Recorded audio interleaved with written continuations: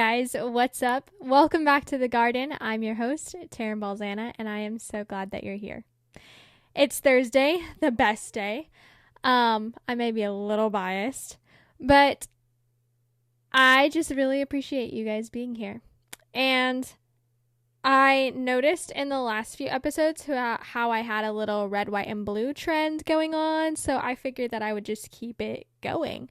So I have a white shirt and a navy blue hat. The next two episodes, I didn't realize that I was going to be doing that trend unintentionally. That was going to be the vibe for this series. So it kind of goes down the drain in the next two episodes, but that's okay. Anyway, we are wrapping up our relationship series. This week, we're going to talk about friendships and romantic relationships. And I'm just super excited. The next 2 weeks, since there's 5 weeks in this month, we actually get a special guest for 2 weeks. And so it's the same guest, but we just broke it up and did a part 1 and a part 2. We did do that, and then we realized that we probably should have done 3 parts, but that's okay. Even though we put it in a part 1 and part 2, one is still going to be a little bit long, but it's fine. Everything's fine. There's also some technical issues that happen, and you'll see all that in the coming weeks. A little recap. Week 1, we talked about laying the foundation for Week 1, we talked about laying the foundation for relationships that last, starting with our relationship with God. Week 2, we talked about how family relationships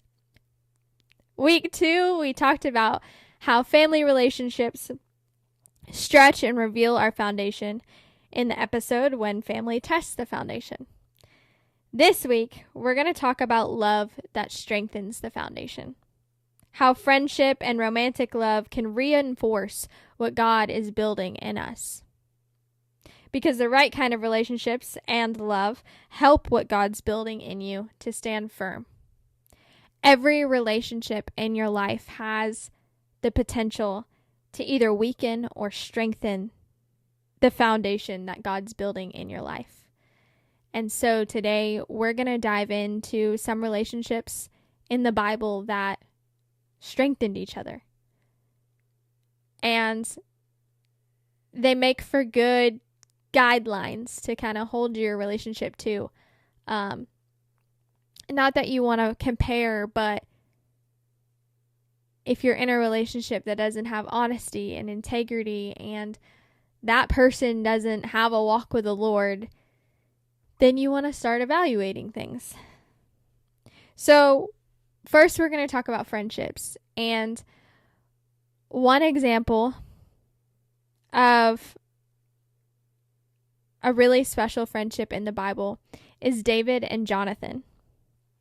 And this kind of resembles a love that protects purpose. It says in the Bible that Jonathan loved David as his own soul, and that their souls were knit together.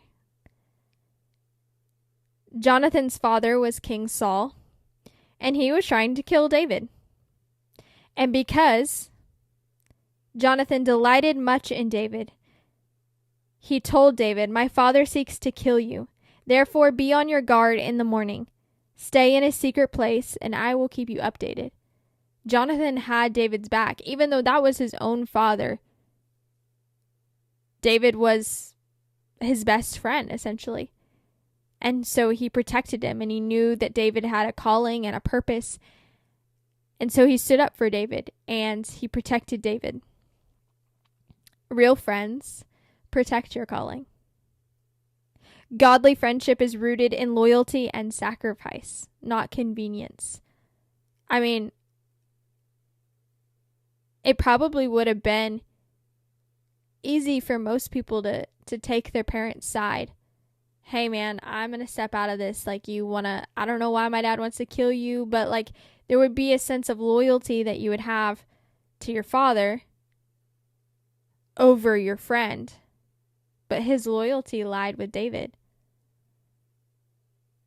And it's just really cool to look at and see. Hopefully none of us find ourselves in that situation, but just the loyalty that he had to his friend when someone was out to get him. And someone that you care about deeply could have it out for one of your best friends. And that's when you have to make a tough choice. Do they have it out for him for a good reason? Did that friend actually do something wrong to them that justify?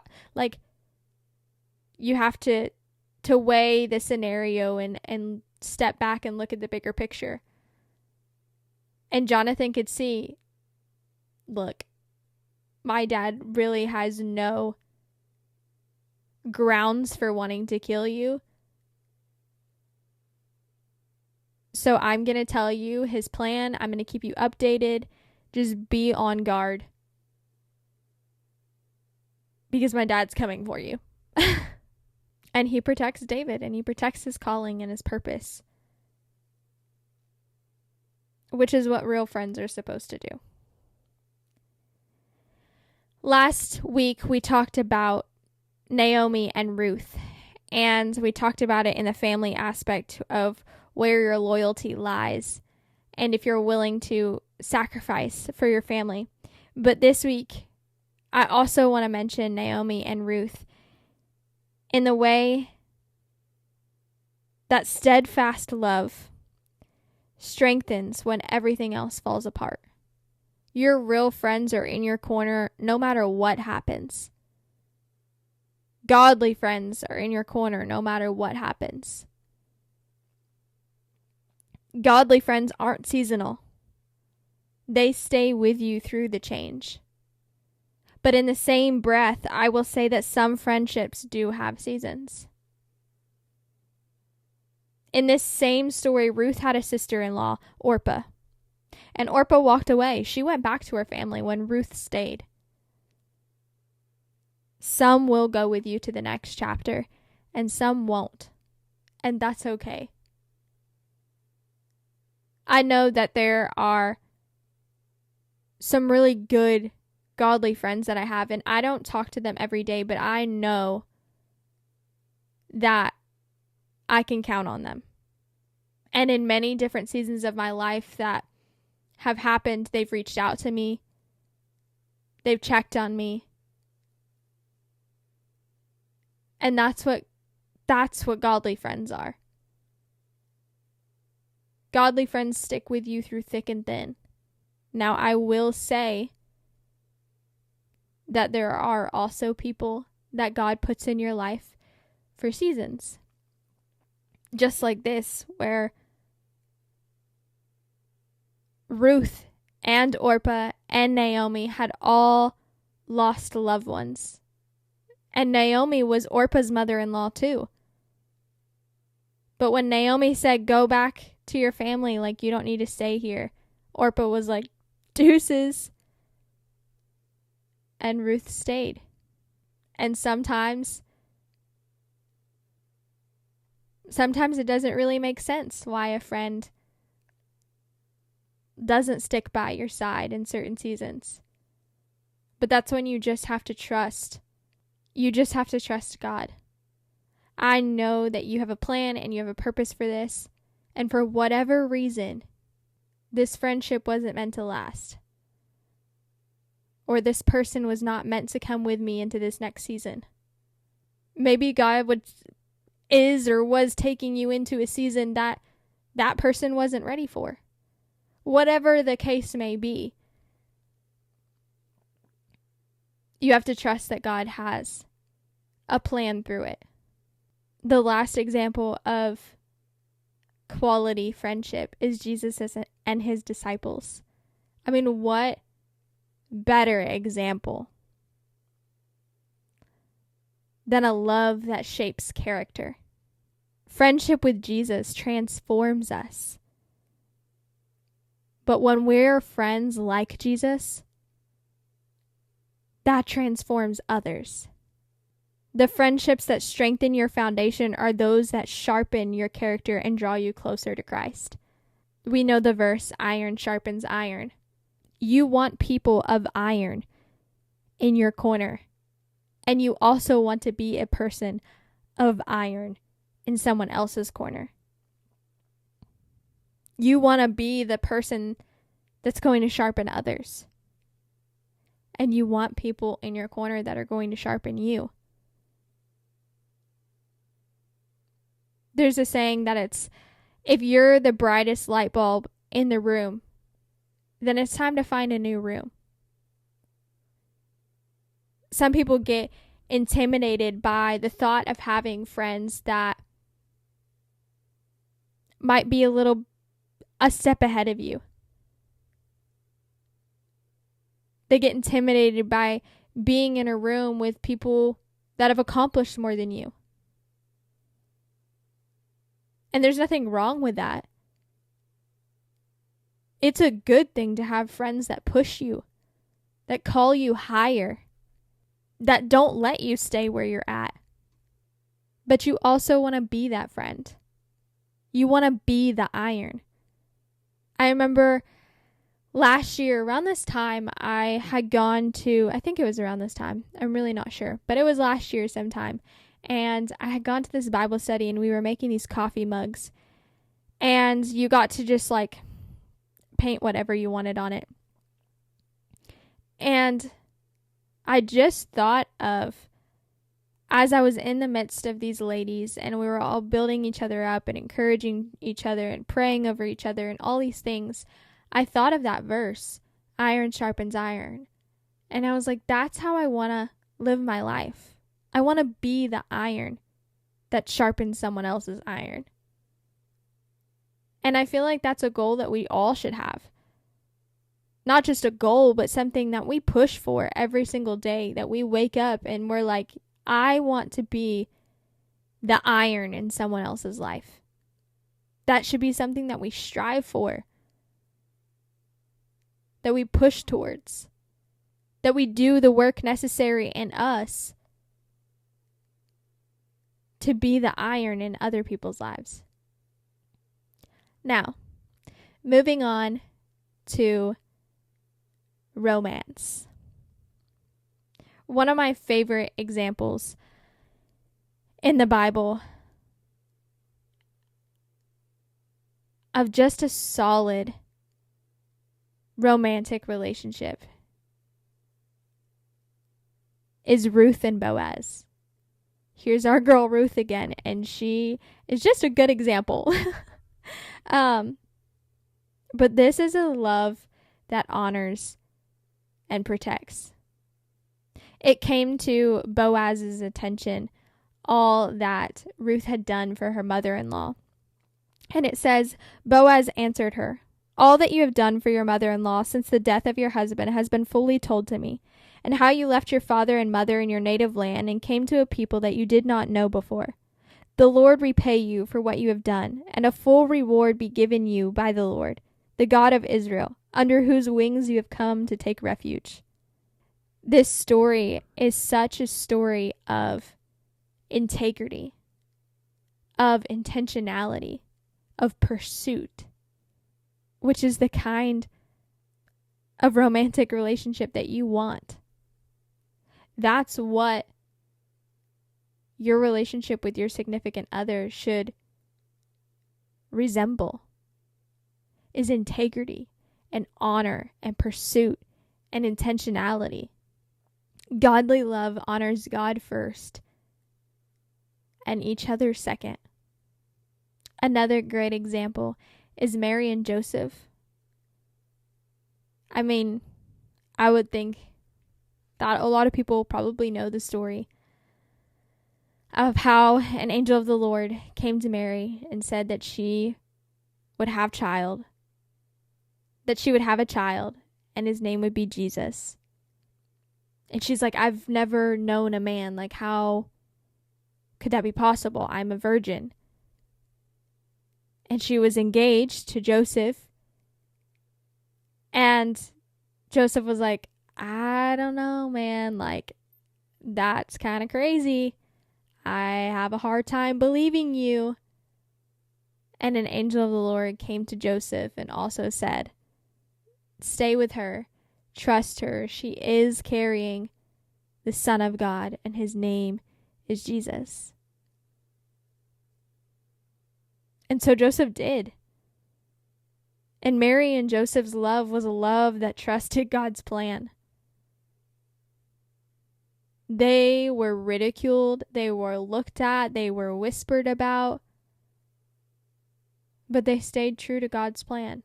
They knew that there was a bigger purpose and that what God had called them to do was important. Trust is the framework of enduring love. You have to trust God and you have to trust each other. And you have to trust each other's relationship with God. That when they say, I feel God leading me, I feel God telling me, I feel God calling me,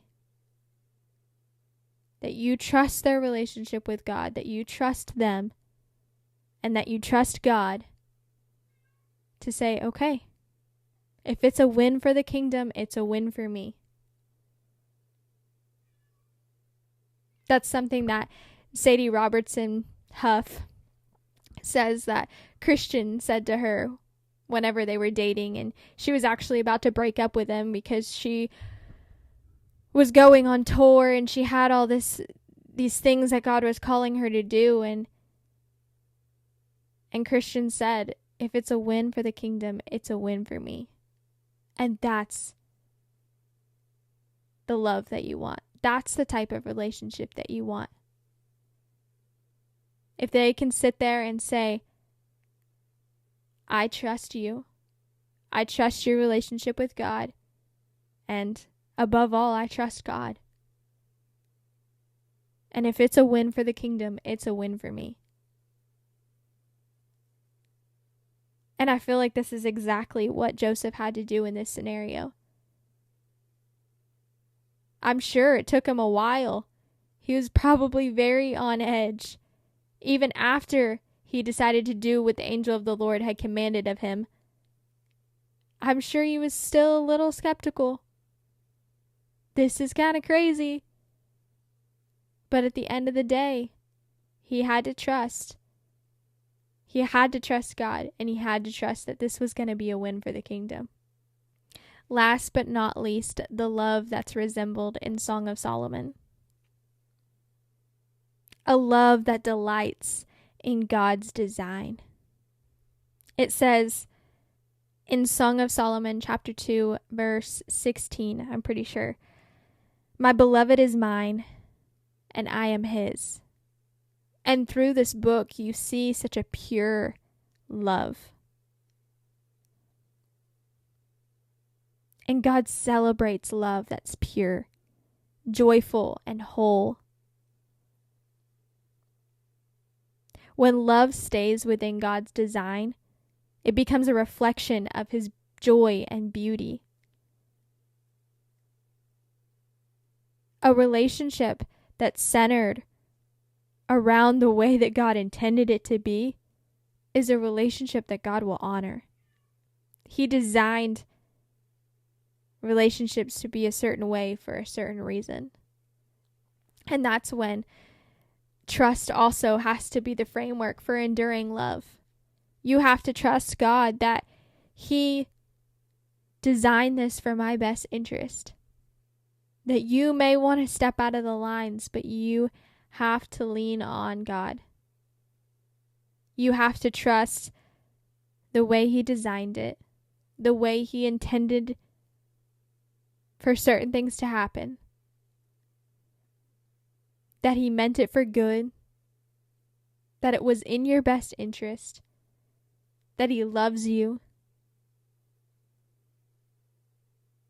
That he only ever wants to protect you. As we finish up, we looked at friendship love that should strengthen your calling.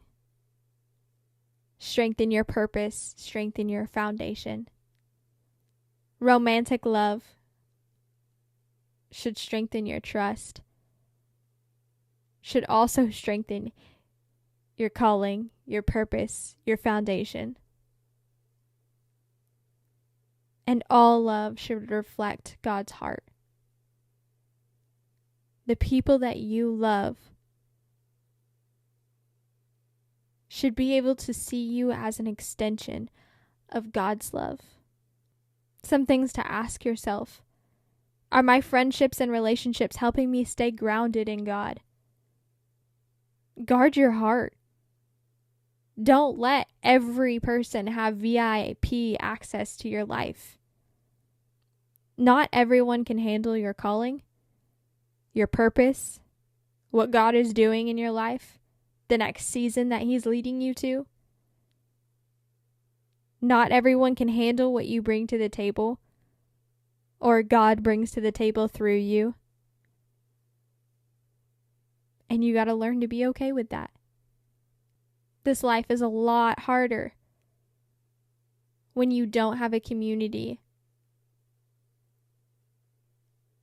of people founded in the Word of God pouring into you. Another thing to ask yourself is, do I build others up with the kind of love that strengthens? Am I the iron? Be the friend that you need, that you want. Be the friend that can be trusted. And be the friend that God can trust to give to others. When we love like Jesus, in friendship, in family, in romance, we don't just build relationships, we strengthen our foundation. Because a love that's rooted in God, relationships that are built on God, they might be shaken, but they won't fall. Things will get rough, and you'll have days. But as long as you remember to reflect on the love that you're rooted in, it won't fall. This series is so special and important to me. As I've mentioned before, relationships are in our everyday life. Friendships, family, romantic. We're surrounded by different relationships and different relationship dynamics. And all of us want relationships that will last. All of us want strong relationships. And in this day and age, relationships that last are just not common. They don't last. And I think a lot of that is because they don't have a strong foundation. That they're not built on the Word of God and the love of God. And I think also because people don't acknowledge that relationships are hard. There are hard days. There are hard conversations. But those hard things will make your relationship stronger if you let it. But you'll never know if you were going to make it out on top if you don't stick it out. I love you guys so much. I'm super excited for you to see the next 2 weeks episodes. I might be a little biased, but I feel like it was such a good conversation with such a dear friend. And we talked a lot. But I hope that you guys learned something from it and are encouraged by it as we just talk about our own relationships, as we reflect on the ways that God has made us better friends, on the ways that we may have failed as friends, but as we just are real with you guys and honest. And so I'm super excited for you guys to see the next 2 weeks episodes. There will be a part 1 and a part 2.